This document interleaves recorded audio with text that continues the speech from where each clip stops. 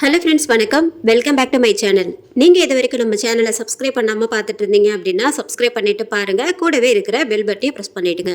இப்போ வாங்க நம்ம கதைக்குள்ளே போயிடலாம். இவன் மேலே தப்பு அப்படின்னு சொல்கிற அளவுக்கு பெருசாக இல்லை. ஆனால் இவனை உயிரோடு விட்டால் ஸ்ருதிக்கு ஆபத்து தான் என்றான் விமல். இவனை விட்டுடுவோம் என்றான் அபி. விமலுக்கு அவன் சொன்னதன் அர்த்தம் புரிந்தது. கயிறை கூட அவிழ்க்காமல் இருவரும் மனோஜை அங்கேயே விட்டுவிட்டு கிளம்பி சென்றனர். இருவரும் நேராக ஸ்ருதியின் வீட்டுக்கு சென்று ஆனந்த் மற்றும் சுமதியின் டைரியை மேய்ந்தனர். உங்க மாமனார் பயங்கர ஆளா இருப்பார் போலையே, ஆச்சரியமாக கேட்டான் விமல். ஏன், என்னாச்சுடா? இந்த கதை ரொம்ப இன்ட்ரெஸ்டிங்கா போகுது. சுமதி அந்த பேங்கை விட்டு போனதுக்கு காரணம் அந்த செக்யூரிட்டி. சுமதிய இந்த வீடியோவை காட்டி மிரட்டி கற்பழிக்க முயற்சி பண்ணியிருக்கார். அதனால ஆனந்த் அவனை சுட்டு கொலை பண்ணிட்டாரு. அன்னைக்கு ராத்திரி பூரா குடிச்சிட்டு வந்து ஸ்ருதி தன்னோட பொண்ணு இல்லைங்கிறதுல அவளையும் கொல்ல முயற்சி பண்ணியிருக்காரு. நல்ல வேலையா கொல்லாம விட்டுட்டாரு, பாசம் தடுத்ததால. அதுவும் இல்லாம சுமதி தற்கொலை அவரை பெருசா ஒன்றும் பாதிக்கல. விட்டிருந்தா அவரே போதையில சுமதியை கொலை பண்ணியிருப்பாரு. ஆனா போலீஸ் ரெக்கார்ட் எதுலேயும் ஒரு சின்ன தடயம் கூட இல்லாம பக்காவா மேனேஜ் பண்ணி இருக்கார். திலீப் போன இடம் இன்னைக்கு வரைக்கும் யாருக்கும் தெரியல. திலீப்பை ஒரு பழைய ஃபேக்டரியில வச்சு அவன் உயிரோட இருக்கும்போதே ஒவ்வொரு இன்ச்சா கட் பண்ணி எல்லா துண்டுகளையும் மண்ணுல புதைச்சி இருக்காரு. அதே மாதிரி தான் அவரோட சாவும் மனோஜ் கையால அமைஞ்சது. கண்டிப்பா யாரும் ஒருத்தரை கொல்ல இவ்வளவு எஃபோர்ட் எடுத்து பொறுமையா பண்ணியிருக்க மாட்டாங்க. அவர் அதை ரசிச்சு பண்ணியிருக்கணும். நான் எல்லா ஃபைல்ஸையும் படிச்சு பார்த்தேன். Nothing there. பழி வாங்கும் படலம் இவ்வளவு கொடூரமாக இருந்து நான் இப்போதான் பார்க்குறேன். எனக்கு தலையே கொஞ்சம் சுத்துது. இந்த டைரியை படிக்கும்போது அதுவும் இதை கூட மனுஷன் ரசிச்சு எழுதியிருக்காரு பாரு. அம்மாடியோ, கண்டிப்பா. ஆனாலும் அவர் பண்ணது மிருகத்தனமான செயல். ஆனா அவர் கொன்ன யாரும் அப்பாவி இல்லை. நமக்கு மட்டும்தான் ரெண்டு முகம் இருக்குன்னு நினைச்சேன். ஆனா உன் மாமனார் உனக்கே குருதான் போல. இத்தனையும் தெரிஞ்ச நம்மள மனோஜ் கண்டிப்பா அசால்ட்டா விட்டுட்டு போக மாட்டான். அதனால அவனை அங்கேயே சாகட்டோன்னு விட்டுட்டு வந்தது ஸ்மார்ட் மூவ். அதுவும் இல்லாம அவன் நம்மளை நெருங்க முடியலன்னு கூட அவன் ஸ்ருதியை ஏதாவது பண்ண ட்ரை பண்ணலாம். எனக்கு கொஞ்சம் அரை மனசா இருக்கு அவன் விஷயத்துல. அவனுக்கு கொஞ்சம் தண்டனை அதிகம் தானோ? அதிகம்தான், ஆனா அதுதான் சரியான முடிவு. அவனுக்கு நாம இறக்கப்பட்டா பின்னாடி நம்ம மேல இறக்கப்பட ஆள் இருக்காது. அடுத்து என்ன பண்ணலாம்? விக்கிய அவன் கொல்லல, அப்போ அவன் சாவுக்கு காரணம் யாரு என்று அபி விமலை பார்த்து கேட்க, அதுதான் எனக்கு புரியல. ஒருவேளை இது உனக்கு பதில் சொல்லலாம் என்றவாறு மேஜைக்கு அடியில் இருந்த ஓஜா போர்டை எடுத்தான் விமல். எனக்கு இது ஒன்றும் நல்ல யோசனையா தோணல என்றான் அபி. உனக்கு தான் இதுல நம்பிக்கை இல்லாம இருந்துச்சே, அதுக்கப்புறம் தான் நிறைய விஷயத்த நான் பார்த்துட்டேனே. சரிதான் என்று சிரித்தான். விக்கி, நான் ஒரு சகாப்தம் காலேஜ் ஞாபகம் வருது எனக்கு. அந்த 4 வருஷத்துல எத்தனை விஷயம் நடந்ததில்ல. ஆமா, உன்கிட்ட இருந்து உன் கேர்ள் ஃப்ரெண்ட்ஸை பிரிச்சு வைக்கிறதுல விக்கி கில்லாடி என்றவன் கண்ணில் விக்கியை பிரிந்த சோகம் ததும்பியது. இருவரின் புன்னகையில் வருத்தம் கலந்து இருந்தது. சற்று நேரம் அங்கு நிலவிய அமைதியை தொந்தரவு செய்யும் வகையில் அபியின் போன் அலறியது. யாரு? ஸ்ருதியா? ஆம் எனும் பாணியில் தலையாட்டினான் அபி. காலை அட்டன் செய்து காதில் போனை வைத்தான். சொல்லு ஸ்ருதி, எங்கடா போன? ஒரு ஃபோன் கூட பண்ணாம சொல்லாம கொல்லாம திடீர்னு காணாம போயிடுற. ஒன்றும் இல்லை லூசு, கொஞ்சம் வேலை வந்துச்சு, அதான் நீ அங்கே பிஸியாக இருப்பேன்னு தான் கால் பண்ணல. சொல்லிட்டு போக வேண்டியது தானே? இல்லைப்பா, சடார்னு இன்ஃபார்ம் பண்ணிட்டாங்க, அதான் சொல்லாமல் வந்துட்டேன். ஸோ நான் ஈவினிங் வந்துடுவேன். உனக்கு இதே வேலையாக போச்சு. அபி ஃபோனில் காதலியிடம் கெஞ்சி கொண்டு இருக்க விமல் ஓஜா போர்டை தயார் செய்து வைத்தான். ஒரு வழியாக ஃபோனில் குழாவி முடித்துவிட்டு அபி உள்ளே வர விமல் எல்லா கதவையும் மூடு என்று சைகை செய்தான். ரூமில் எல்லா சாமி படங்களையும் அகற்றிவிட்டு விளக்கை அணைத்துவிட்டு ஒரே ஒரு மெழுகுவர்த்தி வெளிச்சத்தில் எதிரெதிரே அமர்ந்தனர். யாரை கூப்பிடலாம்? அபியின் பதிலுக்கு காத்திருந்தார் விமல். விக்கி. இருவரும் ஓஜா போர்டின் சாவியை ஆளுக்கு ஒரு முனையில் பிடித்தனர். விக்கி, நீ இங்க இருக்கியா நண்பா? விமல் மெதுவாக கேட்டான். அடுத்த வினாடியே சாவி நகர்ந்தது. ஆம், நீதான் விக்கின்னு நான் எப்படி நம்புறது? அபி கேட்டான். ஓஜா போர்டின் விதிகள் படி ஆன்மாக்கள் பொய் சொல்ல முடியாது. இது விமலுக்கு நன்கு தெரியும். உண்மைதான் என பார்த்து தலையாட்டினான். இருவருக்கும் உள்ளே சுருக்கென்று இருந்தாலும் அவர்களுடன் தொடர்பில் இருப்பது விக்கி என்பதால் அவர்களுக்கு கொஞ்சம் பாதுகாப்பான உணர்வு இருந்தது. இங்க நீ மட்டும்தான் இருக்கியா? விமல் கேட்டான். சாவி ஒவ்வொரு எழுத்தாக தாவியது. விக்கியின் தகவல். அப்போ இங்க இன்னும் நிறைய பேர் இருந்தாங்களா? எஸ். யார் அவங்க என்றான் அபி. Not friendly. இருவருக்கும் கொஞ்சம் முகம் சுருங்கியது. நீ ஏன் தற்கொலை பண்ணிக்கிட்ட? அப்போ உன்னை கொலை பண்ணிட்டாங்களா? விக்கியிடம் இருந்து பதில் இல்லை. மீண்டும் கேட்டான். மறுபடியும் பதில் இல்லை. உன்னை கொலை செய்தது யார்? ஏதாவது சொல்லு விக்கி, ஏன் அமைதியா இருக்க? விமலும் அபியும் ஒருவரை ஒருவர் பார்த்து கொண்டனர். கொஞ்ச நேர அமைதிக்கு பின் மறுபடியும் ஓஜா போர்டில் இருந்து தகவல்கள் வந்தது. இருவருக்கும் வியர்த்தது. யார் அவங்க? விமல் மெதுவாக கேட்டான். ஓஜா போர்டின் மெல்லிய நகரல் சத்தம் கூட பெரிய சத்தமாய் கேட்டது இருவருக்கும். கொஞ்சம் கொஞ்சமாக ஓஜா போர்டின் சாவி நகர்ந்தது. அது ஒரு பேரை காட்டியது. அபியின் மனது சுக்குநூறாக உடைந்தது. அபி உடைந்து போய் உட்கார்ந்து இருந்தான். மாலை நேரமாகையில் கொஞ்சம் இருட்டிக்கொண்டே வந்தது. விமல் மேலும் விடைகளை தேடிக்கொண்டு கேள்வி மேல் கேள்விகளை ஓஜா போர்ட் மூலமாக விக்கியை கேட்டு கொண்டிருந்தான். அபி அதை கவனிக்காமல் கண்ணீர் வடித்து கொண்டிருந்தான். ஸ்ருதி ஏன் உன்னை கொல்லணும்? விமல் அடுத்த கேள்வியை கேட்டான். யார் அவங்க? சிறிது நேர அமைதி. Good bye Vicky. மெழுகுவர்த்தியை அணைக்க மாடி அறையில் சிரிப்பு சத்தம் எதிரொலித்தது. மேலே பார்க்க படிக்கட்டில் யாரோ நடந்து வரும் சத்தம் கேட்டது. ஆனால் பார்க்கும்போது அங்கு யாரும் இல்லை. அபி ஓஜா போர்டில் உள்ள சாவியின் வழியாக பார்த்தான். 2 உருவங்கள் அவர்களை நோக்கி நகர்ந்து வர விக்கி பாய்ந்து சென்று அந்த உருவங்களை தடுத்து சண்டையிட்டு கொண்டு இருந்தான். அதை பார்த்து மிரண்டு போன அபி அங்கிருந்து ஓடு விமல் என்று ஆணையிட்டு தாவினான். இருவரும் அங்கிருந்து வேகமாக வெளியே வர அபி வெளியே வந்ததும் கதவு பூட்டி கொண்டது. விக்கி உள்ளே இருந்து அபி என்று கத்திக்கொண்டே கதவை உதைக்க கதவு அசையவே இல்லை. விமல் உள்ளேயே சிக்கிக்கொள்ள அபி மீண்டும் உள்ளே ஓடி வேகமாக கதவை இடித்தான். கதவு டமால் என்று திறந்தது. விமல் உள்ளே இருந்து வெளியே வந்து வண்டியை ஸ்டார்ட் செய்தான். ஏறு போயிடலாம் என்று வண்டியை முறுக்க இருவரும் வேகமாக அந்த வீட்டை விட்டு வெகு தூரம் வந்தனர். அபி கையில் அந்த ஓஜா போர்டின் சாவி மட்டும் இருக்க போர்டை அங்கேயே விட்டுவிட்டு வந்துவிட்டனர். நீ அங்க என்ன பார்த்த? 2 கருப்பு உருவம். ஒன்னு பொண்ணா இருக்கணும், இன்னொன்னு ஒரு பையன், கையில் கத்தி. பொண்ணு நிர்வாணமாய் இருந்த உடல் ரொம்ப கொடூரமாக தாக்கப்பட்டு இறந்து போயிருக்கணும். பாதி நெருப்பில் இருந்து எந்திரிச்சு வந்த பிணம் போலதான் 2 பேரும் இருந்தாங்க. கொஞ்ச நேரத்தில் இருவரும் மது வீட்டை நெருங்கி வந்தனர். அபி எதுவும் நடந்த மாதிரி காட்டிக்காத என்றான் விமல்.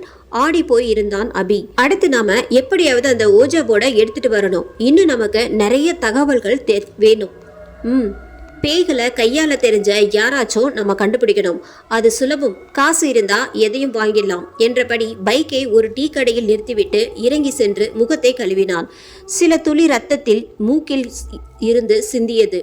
அபியின் கண்ணில் படாமல் நேர்த்தியாக மறைத்துவிட்டு கர்ச்சீஃபை எடுத்து துடைத்து கொண்டு கர்ச்சீஃபை அங்கேயே தூக்கி போட்டுவிட்டு வந்து ஒரு சிகரெட்டை பற்ற வைத்தான். இருவரும் டீயை குடித்து கொண்டே புகைத்து கொண்டு இருந்தனர். சிகரெட்டை கடைசி பஃப் உள்ளே இழுக்கும் போது சிகரெட்டில் இரத்த வாடை அடித்தது. இருவரும் இருமிக் கொண்டே சிகரெட்டை தூக்கி போட்டனர்.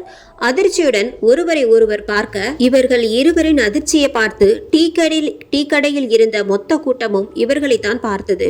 அப்போதுதான் புரிந்தது அவர்கள் எதனுடன் மோதவிருக்கிறார்கள், அதனுடைய சக்தி அவர்கள் எவ்வளவு குறைவாக மதிப்பிட்டு இருக்கிறார்கள் என்று. உனக்கும் அதே நிலைமைதானா என்பதன் அர்த்தத்தில் அபி விமலை பார்க்க ஆம் என்பதன் பதிலை விமல் தலையசித்தி உணர்த்தினான். இருவரும் மீண்டும் பைக்கில் ஏறி வீட்டுக்கு செல்ல முடிவெடுத்தனர். அபி வண்டியை எடுக்கும்போது அவன் கை மெதுவாக நடுங்க. நான் எடுக்கிறேன் என்று சொல்லிவிட்டு விமல் வண்டியை எடுத்தான். ஸ்டார்ட் செய்து மெதுவாக நகர 2 பேருடைய இதய துடிப்பும் மெல்ல மெல்ல சீராக தொடங்கியது. விமல் ஏதேதோ யோசனையில் வண்டியை பொறுமையாக உருட்டி கொண்டிருக்க திடீரென நினைவு வந்தவனாய் டிஸ்க் பிரேக்கை அடித்து நிறுத்தினான். ஸ்ருதி அப்பா காணாமல் போய் எத்தனை நாள் ஆகுது? 2 வாரம் ஆக போகுது. அப்பாவை காணாமுங்கிற கவலை அவகிட்ட இல்லையே. அபிமுகம் வாடியது. காதல் கண்ணை மறைத்து இருந்ததால் இந்த விஷயத்தை அவன் கவனிக்கவில்லை. நான் நினைக்கிறது சரியா இருந்தா நாம பார்த்துட்டு இருக்கிற ஸ்ருதியே இல்லை என்று அதிர்ச்சி மேல் அதிர்ச்சி கொடுத்தான் விமல். சரி, அதை எப்படி நாம உறுதி செய்யறது? நான் அதுக்கு ஒரு வழியை கண்டுபிடிக்கிறேன். நீ எதையும் வெளியில காட்டிக்காத என்றபடி வீட்டில் அவனை டிராப் செய்துவிட்டு தான் ஆபீஸுக்கு கிளம்புவதாக சொல்லி காரை எடுத்துக்கொண்டு புறப்பட்டு விட்டான் விமல். அவன் நேராக உள்ளே சென்றான். இங்கே விஜயகுமார் மனைவி மித்ரா கவலையுடன் கண்ணீர் வடித்து கொண்டிருந்தாள். அருகில் பெட்டில் விஜயகுமார் கோமாவில் இருந்தார். ஓஜா போர்டை எடுத்து விளையாடி மயக்கமாக மாறியதுதான் அவள் நினைவில் இருந்தது. பின்னர் மயக்கம் தெளிந்து எழும்போது விடிந்துவிட்டது. போர்டை மூடி வைத்துவிட்டு கீழே போய் பார்க்க விஜயகுமார் சுயநினைவில் இல்லை. உடல் மட்டும்தான் உயிரோடு இருந்தது. அப்படியே மருத்துவமனையில் சேர்க்கப்பட்டு வாரங்கள் கடந்து இருக்கும். மாத்திரை மருந்துகள் தீவிர கண்காணிப்பு என அவரை மீட்க எல்லா முயற்சியும் அறிவியல் செய்து கொண்டிருக்க கவலைப்படுவதை தவிர வேறு எதுவும் செய்ய முடியாத நிலையில் மித்ரா இருந்தாள். அவள் எண்ணமெல்லாம் மீண்டும் அந்த ஓஜா போர்டை திறப்பதா வேணாமா என்றுதான் ஓடிக்கொண்டு இருந்தது. புதியதாக மனமாகிய மதுவை அவள் தன் புதுமண வாழ்க்கையை இனிதே தொடங்க விட்டுவிட்டு ஸ்ருதியை கூட்டிக் கொண்டு தன் வீட்டுக்கு வந்துவிட்டான் அபி. மதுவோ கண்ணீருடன் அவர்களை வழி அனுப்பி வைத்தாள். இப்போது ஸ்ருதியின் அப்பா கொலை செய்யப்பட்ட செய்தி மது, அபி, விமல் ஆகிய மூவருக்கு மட்டும் தெரிந்திருந்தது. மது முடிந்தவரை விரைவாக ஸ்ருதியிடம் தெரிவித்து விடு என்று அட்வைஸ் செய்து அனுப்பியிருந்தாள் அபியை. ஸ்ருதியின் நடவடிக்கைகளை உன்னிப்பாக கவனித்து வந்தான் அபி. அவள் நடவடிக்கைகள் பெரிதாக மாறியிருந்தது. ஸ்ருதியாக இல்லை, எப்போதும் எதையாவது யோசித்துக் கொண்டே இருக்கிறாள். என்ன என்று கேட்டால் ஒன்றுமில்லை என்று சொல்லிவிடுகிறாள். அப்பாவை பற்றிய எண்ணமோ கவலையோ அவளிடம் இல்லை. அடுத்த நாள் விமலும் அபியும் விமல் வீட்டில் இருந்தனர். எதிரில் ஒரு ஜோசியக்காரன் விஜயகுமாரை எச்சரிக்கை செய்தே அதே ஆள். நான் ஏற்கனவே விஜயகுமாரை எச்சரித்தேன், ஆனா அவர் என் மேல நம்பிக்கை வைக்கல. இப்போதான் என்னாச்சுன்னு பார்த்தீங்களா என்று அவன் பேசிக்கொண்டு இருக்க அபியும் விமலும் கவனமாக கேட்டுக்கொண்டு இருந்தனர். எனக்கு இந்த ஓஜா போர்டை பத்தி முழுசா தெரிஞ்சுக்கணும். உங்களுக்கு தெரிந்த எல்லா விஷயங்களும் வெளிப்படையா சொல்லுங்க என விமல் கேட்டான். இந்த போர்டு நாம இருக்கிற உலகத்துக்கும் ஆவிகள் உலகத்துக்கும் நடுவுல ஒரு பாலம் போல வேலை செய்யும். இது மூலமாக இறந்த ஒருத்தர் கூட பேச முடியும். அவங்கள இந்த போர்டு ஆவி உலகத்தில் இருந்து நம்ம உலகத்துக்கு தற்காலிக கதவு மூலம் கொண்டு வரும். அவர்களை நம்மால பார்க்க முடியாது. வெறும் கண்ணால் அதனை சாவியில் இருக்கும் கண்ணாடியை பயன்படுத்த வேணும். இதுல மிக நுண்ணிய மந்திரங்கள் எழுதப்பட்டிருக்கும். ஆனா ஓஜா போர்டு விளையாட்டு பொருள் அப்படின்னு நினைச்சு சிலர் இதோட விளையாடும் போது அவங்களுக்கே தெரியாம சில ஆத்மாக்களை இந்த உலகத்துக்கு கொண்டு வந்துடுறாங்க. ஆனா அதை திருப்பி ஆவிகள் உலகத்துக்கே அனுப்பாமல் இருந்ததால் அந்த ஆவிகள் இங்கேயே தங்கிடுதுங்க. இப்படி வந்த ஆன்மாக்கள் மனிதர்கள் வாழும் உலகில் சிறைப்படும். அதாவது ஆவிகள் வாழும் உலகத்துக்கு போக முடியாமல் வேற இடத்துக்கும் போக முடியாமல் ஓஜா போர்டு இருக்கிற இடத்திலேயே சுத்திக்கிட்டு இருக்கும். அப்படி சில ஆன்மாக்கள் தான் அதே ஓஜா போர்டை பயன்படுத்தி மனுஷங்க உடம்புல இருந்து ஆன்மாவை பிரிச்சு அந்த உடம்புல குடியேறி இங்கேயே நிரந்தரமா வாழும். நிறுத்தி பக்கத்தில் இருந்த டம்ளரை எடுத்து தண்ணீர் குடித்தார். பின் மீண்டும் தொடங்கினார். இந்த மாதிரியான ஆவிகளை நாம மந்திரங்கள் மூலமா துரத்தவோ கட்டுப்படுத்தவோ முடியாது. அதனால அந்த ஆவிகளை மறுபடி ஆவிகள் உலகத்துக்கே அனுப்ப ஒரே ஒரு வழி ஓஜா போர்டு தான். ஆனாலும் நமக்கு சாதகமான ஒரு விஷயம், இந்த ஆவிகள் பலவீனமானது. இதுங்க ஓஜா போர்ட அருகில் தான் இருந்து ஆகணும். அதுவும் இல்லாம நம்மோட ஆன்மா பலமானது. ரொம்ப சுலபமா நம்ம உடம்புல குடியேற முடியாது. அதுக்கு முதல்ல அதுங்க நம்ம கனவுகள் மூலமா பயமுறுத்தும், நம்மளை மனதளவில் பலவீனமா மாற்றும். அதுக்கப்புறம் தான் நம்ம உடலில் இருந்து நம் ஆன்மாவை பிரித்து ஆவி நம்ம உடம்புல ஏறும். உங்க விஷயத்துல விக்கி ஸ்ருதியை காப்பாத்த தான் தற்கொலை பண்ணிக்கிட்டாரு. இருவருக்கும் தூக்கி வாரி போட்டது. அப்போ விக்கி கொலை செய்யப்படலையா? அபி கேட்க, ஒரு வகையில் கொலைதான். ஏன்னா அந்த ஆன்மாக்கள் தான் அவரை தற்கொலை பண்ண தூண்டியது. நீங்க பாக்குற ஸ்ருதி இல்ல, அவளோட ஆன்மா ஆவிகள் உலகத்தில் சிறைப்பட்டு இருக்கு. அவளை அங்கே காப்பாற்ற சொல்லி ஸ்ருதி உடம்புல இருக்க ஆன்மா நயவஞ்சகமா நாடகமாடி அவரை தற்கொலை பண்ண முயற்சி செய்ய வைக்குது. இதனால 2 ஆன்மாக்கள் ஆவிகள் உலகத்துக்கு போனதால் இப்போ அந்த ஆவிக்கு பலம் அதிகமாகும். இது ஒரு தராசு மாதிரி தான். ஆவிகள் உலகில் 2 ஆன்மா குறைஞ்சதால ஓஜா போர்டு தானாவே அந்த 2 ஆன்மாக்களை பிடித்து திருப்பி அனுப்பும் வகையில் வடிவமைக்கப்பட்டு இருக்கும். ஆனா இப்போ அதுக்கு பதிலா 2 ஆன்மா ஆவிகள் உலகத்துக்கு போனதால் இப்போ ஓஜா போர்டு தான் சக்திகளை தளர்த்திருக்கும். அதனால என்ன ஆகும்னா, இப்ப இந்த ஆவிகள் கவலை இல்லாமல் புது உடம்பில் சகஜ வாழ்க்கை வாழும். அதுவும் இல்லாம ஆவிகள் உலகில் கிடைச்ச அமானுஷ்ய சக்திகள் வலிமை அடையும் என்று பீதியை கிளப்பினார். இருவரும் கண் இமைக்காமல் அந்த ஜோதிடர் சொல்வதை கேட்டுக்கொண்டு இருந்தனர். இப்போ ஸ்ருதிக்கு அன்னைக்கு நைட் என்ன ஆச்சுன்னு நாம தெரிஞ்சுக்கணும். ஸ்ருதி உடம்புல இப்ப யாரு இருக்கா அப்படின்னு தெரிஞ்சுக்கணும். அந்த ஓஜா போர்ட் யாரு விஜயகுமாருக்கு அனுப்பினா? இப்படி எக்கச்சக்க கேள்விகள் இருக்கு. அதுக்கு எல்லாமே நம்ம பதில் கண்டுபிடிக்கணும் என்றான் அந்த ஜோசியக்காரன். இவ்வளோ விஷயம் தெரிஞ்ச நீங்க எப்படி ஒரு சாதாரண ஜோசியக்காரரா இருக்கீங்க? விமல் ஆச்சரியமாக கேட்டான். என் அப்பா இந்த மாதிரி ஒரு ஓஜா போர்டு விஷயத்துல தான் ஒரு குடும்பத்துக்கு உதவி பண்ண போய் இறந்து போனார். அப்போ நான் சின்ன பையன். என் அப்பா கிட்ட இருந்து பெருசா எதுவும் கத்துக்கல. எனக்கு அவர் அளவுக்கு அனுபவம் இல்லை. ஸோ இருக்கிறத வச்சு பொழப்ப நடத்துறேன். சரி, இப்போ நாம என்ன செய்யறது?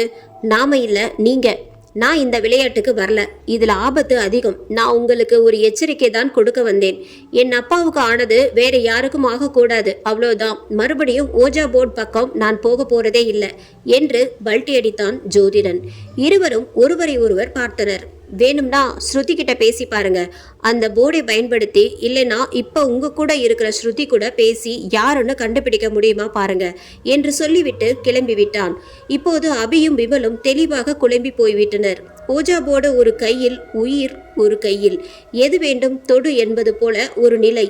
காதல், நட்பு என இரண்டும் இப்போது வேறு ஒரு உலகில். அதே நேரத்தில் ஒரு அந்நிய சக்தி அருகில் வைத்து இத்தனை நாள் அறியாமல் சுற்றி திரிகிறான் அபி. இவ்வுலகில் அபியும் விமலும் சேர்ந்ததால் அவர்களை யாராலும் நெருங்க முடியாது என்பது அனைவரும் அறிந்ததே. ஆனால் மோதப்போவது வேறு ஒரு உலகில், மனித இனத்துக்கும் கொஞ்சம் கூட பலமே இல்லாத ஒரு உலகில். என்ன செய்வது என இருவரும் தீவிரமாக யோசித்துக் கொண்டு இருந்தனர். முதலில் என்ன செய்வது? ஓஜா போர்டை பயன்படுத்தலாமா? ஸ்ருதி உடலில் யார் இருப்பது என கண்டுபிடிக்கலாமா? சரி, முதல்ல நம்ம ஸ்டேஷன்ல கொடுத்த கேஸ் எந்த நிலைமையில இருக்கு அப்படின்னு முதல்ல பார்ப்போம் என விமல் போனை எடுத்தான். டிடெக்டிவ் என்பதால் விவரங்களை வாங்குவது அவனுக்கு கஷ்டமாக இல்லை. விவரங்களை கேட்ட பின் விமலுக்கு மேலும் கவலை தொற்றிக் கொண்டது. என்னாச்சு? விஜயகுமார் தெரியுமில்ல? ஆமா, இப்போ அவரு கோமாவுக்கு போயிட்டாரு. அவர் கூட இருந்த ராஜேந்தருக்கு ஆக்சிடென்ட் ஆயிடுச்சு.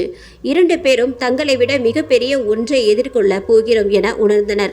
வா போலாம் என்றான் அபி. எங்கே? ஹாஸ்பிட்டலுக்கு போய் ஏதாச்சும் க்ளூ கிடைக்குதான்னு பார்ப்போம். இதுவரைக்கும் நமக்கு மட்டும் நடந்தது, இப்போ எந்த சம்மந்தமும் இல்லாத அவங்களுக்கு நடக்குது. அங்கே போனா ஒரு ஐடியா கிடைக்கும்னு தோணுது. சரி வா. அரை மணி நேரத்துக்குள் அவர்கள் மருத்துவமனையை அடைந்தனர். ஆமா, இப்போ அவர் சுயநினைவிலே இல்லை. எந்த ஒரு அடியும் படலை. உடம்புக்கு எந்த ஒரு வியாதியும் இல்லை. ஆனால் சடார்னு இப்படிக்கு கோமாவுக்கு போகிற அளவுக்கு என்னாச்சுன்னு தெரியல. அதிர்ச்சியான விஷயம் ஏதாச்சும் நடந்திருக்க வாய்ப்பு இருக்கு. இல்லைன்னா அவர் நண்பர் இறந்த துக்கம் காரணமாக கூட இப்படி ஆகியிருக்கலாம். அவரோட ஒய்ஃப் கிட்ட கேட்டால் அவங்க பதட்டத்தில் ஏதேதோ சொல்கிறாங்க. ஆனால் அவங்க சொல்கிறத வச்சு பார்த்தா அவர் வீட்டுக்கு வரும்போது எந்த ஒரு கவலையும் இல்லாமல் நார்மலாக தான் இருந்தார் அப்படின்னு தெரியுது. ஏதோ பேய் பிசாசுன்னு சொல்லிட்டு இருக்காங்க. அவர் எழுந்தாதான் தெரியும். முடிந்த வரைக்கும் முயற்சி பண்ணுறோம் என்றார் விஜயகுமாரின் டாக்டர். இப்போ அவங்க இருக்கிறது எந்த ரூம்? 47B. இருவரும் 47Bயை அடைந்தனர். மித்ரா விஜயகுமார் அருகிலேயே அவர் கையை பிடித்து அமர்ந்திருக்க விஜயகுமாரின் அம்மா கவலையுடன் இருந்தார். இருவரும் உள்ளே சென்றனர். விஜயகுமார் தூங்குவது போல சிரித்த முகத்துடன் படுத்து இருந்தார். இவர்களை பார்த்து மித்ரா கண்கலங்கி துடைத்து கொண்டு எழுந்திருக்க, வேண்டாம் உட்காருங்க என்பது போல் கையை காட்டினான் விமல். நீங்க என்றால் மித்ரா. நாங்கள் அவரோட ஃப்ரெண்ட்ஸ். என்ன நடந்துச்சு? நான் எதுவும் சொல்கிற நிலைமையில இல்லை. என்னால் முடிஞ்ச அளவுக்கு எல்லார்கிட்டையும் சொல்லி பார்த்துட்டேன். எல்லாரும் என்னை பைத்திய மாதிரி பார்க்குறாங்க. தனியாக பேசுவோம் என கேட்க பெருமூச்சு விட்டு எழுந்து சென்று முகத்தை கழுவி விட்டு வந்தாள் மித்ரா. மித்ரா தானே உங்கள் பேரு? நீங்கள் எங்களை நம்பலாம். நாங்கள் இவரை தேடி வர்றதுக்கு நீங்கள் சொல்கிற அதே பைத்தியகரத்தனமான விஷயம்தான் காரணம். ப்ளீஸ் சொல்லுங்க, என்னாச்சுன்னு. கதையை சொல்லி முடித்தாள். இப்போ அந்த போர்டு எங்கே இருக்கு என்றான் அபி. எங்கள் வீட்டில். அதை நாங்கள் பார்க்கலாமா என்றான் விமல். அதை எங்காச்சும் எடுத்துட்டு போயிடுங்க. அதை பார்த்தாலே பாதியில் நிறுத்தினாள். உங்களுக்கு இதை பற்றி ஏதாச்சும் தெரியுமா? எப்படியாச்சும் உங்களால் எனக்கு உதவ முடியுமா? இவருக்கு என்னாச்சுன்னு சொல்ல முடியுமா என்று மீண்டும் அழ ஆரம்பிக்க தொடங்க அபிக்கு ஸ்ருதியிடம் இருந்து ஃபோன் வந்தது. அவன் கட் பண்ணிவிட்டு, பயப்படுற அளவுக்கு ஒன்றும் இல்லை, அதிர்ச்சி தான், அவரே சரியாகிடுவாரு. கொஞ்ச நேரத்தில் எல்லாம் சரியாகிடும். அவர் முழிச்ச உடனே எங்களுக்கு சொல்லுங்க என்று கார்டை கொடுத்தான். அட்ரஸ் வாங்கி கொண்டு நேராக சென்றார்கள் விஜயகுமார் வீட்டுக்கு. வீட்டில் விஜயின் அப்பா இருக்க அவரிடம் மித்ரா ஏற்கனவே போனில் சொல்லி இருந்ததால் அந்த பெட்டியை மட்டும் அவர் கொண்டு வந்து கொடுத்து சென்றார். அச்சு அசலாக அதே பெட்டி. இவர்கள் ஸ்ருதி வீட்டில் கண்டுபிடித்த பெட்டியும் இதுவும் ஒரே மாதிரி இருந்தது. இதே மாதிரி இன்னும் எத்தனை இருக்குன்னு தெரியலையே என்றான் விமல். எல்லாமே ஒரே மாதிரி தான் இருக்கு, ஒரு சின்ன வித்தியாசம் கூட தெரியல. அப்ப இதே மாதிரி ஓஜா போர்டு யாராச்சும் ஸ்ருதி வீட்டில் பார்சலா கொடுத்து இருக்கலாம் இல்லையா? இருக்கலாம். ஆனா இந்த பார்சல் எப்படி இங்க வந்துச்சு அப்படின்னு முதல்ல தெரிஞ்சுக்கணும். அதுக்கு ஒரு வழி இருக்கு. அங்க பாரு என்று கொஞ்சம் தூரத்தில் இருந்த மெக்டோனல்ட்ஸ் கடையை காட்டினான் அபி. இருவரும் அந்த மெக்டோனல்ட்ஸ் கடையை அடைந்தனர். ஒரு 2000 ரூபாய் கடையில் வேலை செய்யும் பையனுக்கு கொடுத்த உடனே அவன் சிசிடிவி காட்சிகளை பார்க்க அனுமதித்தான்.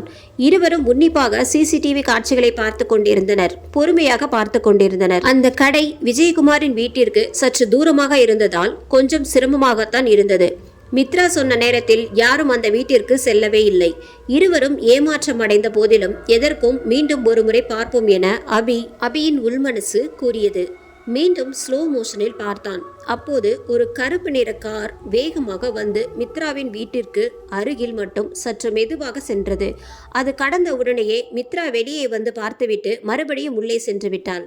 அந்த வீடியோ காட்சி அவனுக்கு சற்று வினோதமாக பட்டது. எனவே அவன் அதை உடனே பென்டிரைவில் காப்பி செய்துவிட்டு இருவரும் அதே கடையில் கேப்பிச்சினோ ஆர்டர் செய்து குடிக்க ஆரம்பித்தனர். சட்டென நினைவு வந்தவனாய் விமல் அபியை கூப்பிட, என்ன விமல், ராஜேந்தர் அவர் ஆக்சிடென்ட்ல தான் இருந்து போனார். ஸோ அவர் மேலே மோதின காரும் கருப்பு கலர் கார் தான். காபியை பாதியில் வைத்துவிட்டு அபி எழுந்தான். வா, ஒரு இடத்துக்கு போகலாம். நேராக ஒரு ஸ்டார் ஹோட்டலுக்கு சென்றனர். மணி மாலை 5. ஸ்ருதி மீண்டும் கால் செய்ய ஏற்கனவே 8 மிஸ்டு காலை தாண்டி இருந்ததையால் வேறு வழியின்றி ஃபோனை அட்டன் செய்தான் அபி. எங்கடா இருக்க, ஏன் ஃபோன் பண்ணா எடுக்க மாட்டேன்ற, எத்தனை தடவை ஃபோன் பண்ணுறது, என்னை மட்டும் தனியாக வீட்டில் இருக்க சொல்லிட்டு போயிட்டேன், தனியாக இருக்க எனக்கு பயமாக இருக்கு என்று குழந்தையை போல் பேசினாள். சாரிம்மா, கொஞ்சம் அர்ஜென்ட் ஒர்க்கு, அதனால தான் ஃபோன் எடுக்க முடியல. நான் வர்றதுக்கு லேட் ஆகும். நீ வீட்டில் தனியாக இருக்க வேண்டாம், உன்னை கூட்டிகிட்டு போய் அக்கா வீட்டில் விட சொல்கிறேன், கோச்சிக்காத. சரி, ஓகே, என்கிட்ட ஸ்கூட்டி இருக்குல்ல, நானே போய்க்கிறேன், வந்துட்டு கால் பண்ணு, பத்திரமா இரு. கட் பண்ணி விட்டான். நேராக ஸ்டார் ஹோட்டலில் கிச்சனுக்குள் சென்றான். கிச்சனில் இருந்த ஒருவரிடம் ஒரு ஐடி கார்டை காட்டினான். அவனும் ஒரு சாவியை எடுத்துக்கொண்டு முன்னேறி நடக்க இவர்கள் அவனை ஃபாலோ செய்தனர். அவன் ஹோட்டலில் ஒரு ரூமுக்கு சென்று சாவியை போட்டு திறந்து 8க்கு போங்க என்று சொன்னான். இருவரும் கதவை திறந்து உள்ளே போனதும் சாவியை போட்டு பூட்டிவிட்டான். விமலுக்கும் இது எல்லாமே புதிதாக இருந்தது. அபி உள்ளே சென்று அந்த ரூமுக்கு உள்ளே இருந்த லிப்ட் ஒன்றில் ஏறி 8ஐ அழுத்தினான். விமலையும் அழைத்தான். இருவரும் ஏறியவுடன் லிப்ட் நேராக கீழே சென்றது.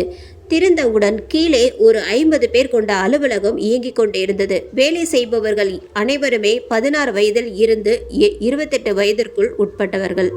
அன்லாக் என சுவரில் பெரிதாய் எழுதப்பட்டு இருக்க இது ஒரு ஹேக்கிங் செய்யும் இடம் என்று தெரிந்தது விமலுக்கு. ஒரு பக்கம் ஒரு சின்ன பார், சிஸ்டத்தில் உணவு, விளையாட்டு, ஆடல், உறக்கம், கூல்ட்ரிங்க்ஸ் என எல்லாமே இருந்தது.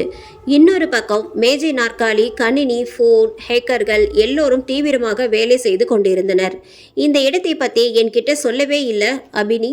இப்போ சொல்கிறேன். இந்த இடத்தை உருவாக்கினவங்களுக்குள்ள நானும் ஒருத்தன். ஒரு ஐடி கார்டை வைத்து எப்படி 10 நிமிஷத்தில் மனோஜை பிடிச்சன்னு கேட்ட ஞாபகம் இருக்கா? இப்படித்தான். விமல் வாயடைத்து நின்றான். ஒயிட் ஹாட் ஹேக்கர்ஸ் கேள்விப்பட்டிருக்கியா? ஹேக்கிங் நல்ல விஷயத்துக்காக பயன்படுத்துவர்களுக்கு பேரு ஒயிட் ஹாட் ஹேக்கர்ஸ். ஆனால் நீங்கள் எல்லாம் வெயிட் ஹேட் ஹேக்கர்ஸ். அப்படின்னா ஏன் இந்த மாதிரி ஒரு இடத்துல இருக்கீங்க? சிம்பிள். கெட்ட விஷயம் பண்ணுற எல்லாருமே உயர்ந்த இடத்துல இருக்காங்க. ஸோ இருட்டில் இருக்கிறவங்கள பிடிக்க இருட்டில் தான் வேலை செய்யணும். இதுக்கெல்லாம் பணம். இந்த ஹோட்டல் என்னோடது தான். ஆனால் இங்கே வேலை செய்கிற 3/4 பேருக்கு தெரியாது. அதில் வர எல்லா லாபமும் இந்த அன்லாக் கனவை நினைவாக்க பயன்படுத்திட்டு இருக்கேன். 14 வயசு இருக்கும்போதே ஹேக்கிங் கற்றுக்கிட்டேன். இந்த ஹோட்டலில் இருந்த முதலாளி இங்கே கொக்கையின் சப்ளை பண்ணிக்கிட்டு இருந்தான். ஸோ முதல்ல அவனை ஹேக் பண்ணி இந்த ஹோட்டலில் என் பேரில் எழுதி வாங்கிட்டேன். இப்போ அவன் யூஎஸ்ல இருக்கான். அப்புறம் கொஞ்சம் கொஞ்சமாக வளர்ச்சி. இப்போ தானாவே செயல்படுற மாதிரி நிலைமையில இருக்கு. அப்பப்போ வந்து பார்க்கறதோட சரி. நேராக ஒரு மேஜைக்கு போனான் அபி. வீடியோவை மேஜையில் அமர்ந்திருந்த 16 வயது மதிக்கத்தக்க பையனிடம் கொடுத்தான். பிளாக் கார் வீடியோவை என்கான்ஸ் பண்ணி அதை பற்றி கிடைக்கிற ஃபுல் டீட்டெயில்ஸ் எனக்கு ரிப்போர்ட் பண்ணு. ஓகே ப்ரோ என்று வீடியோவை காப்பி செய்துவிட்டு வேலையை தொடங்கினான் அந்த சிறுவன். இருவரும் வெளியே வந்து ஹோட்டலில் ரெஸ்டாரண்டில் அமர்ந்திருந்தனர். சற்று நேரத்தில் மெனு கார்டு வந்தது. மெனு கார்டு கொண்டு வந்த பையன் ஸ்வைப் மிஷினை கொடுக்க 15,000 ரூபாய்க்கு தேய்த்துவிட்டு மெனு கார்டை எடுத்துக்கொண்டு வெளியேறினர். எதுக்குடா உன்கிட்டயே காசு வாங்குறான் என்றான் விமல். நான் தான் ஓனர்னு 3/4 பேருக்கு தெரியாதுன்னு சொன்னேன்ல. வெளியே சென்று மெனு கார்டை திறந்து அதில் இருந்த ஒரு QR கோடை ஸ்கேன் செய்தான் அபி. மெக்டானல்ட்ஸ்ல இருந்த அதே வீடியோ இப்போது தெள்ள தெளிவாக தெரிந்தது. அதில் கார் வேகமாக வந்து மித்ராவின் வீட்டிற்கு அருகில் சற்று வேகத்தை குறைத்து ஒரு பார்சலை மித்ராவின் வீட்டு கதவை நோக்கி வீசிவிட்டு சென்றது. அடுத்து ஒரு PDF பையில் அதில் கார் கடந்த 3 நாட்களில் எங்கெல்லாம் சென்றது என மேப்பில் குறிக்கப்பட்டிருந்தது. அதில் ராஜேந்தர் விபத்துக்குள்ளான இடமும் இருந்தது. மேலும் கார் சென்ற பாதையில் இருந்த எல்லா கேமராவிலும் பதிவான படங்களும் இருந்தன. அதை பார்த்து அதிர்ச்சி அடைந்தனர் விமலும் அபியும். காரை ஓட்டி சென்றது ஸ்ருதி. இந்த எபிசோட் உங்களுக்கு பிடிச்சிருந்தது அப்படின்னா நம்ம சேனலை மறக்காம சப்ஸ்கிரைப் பண்ணுங்க, லைக் பண்ணுங்க, முடிஞ்சா ஷேர் பண்ணுங்க. நன்றி, வணக்கம்.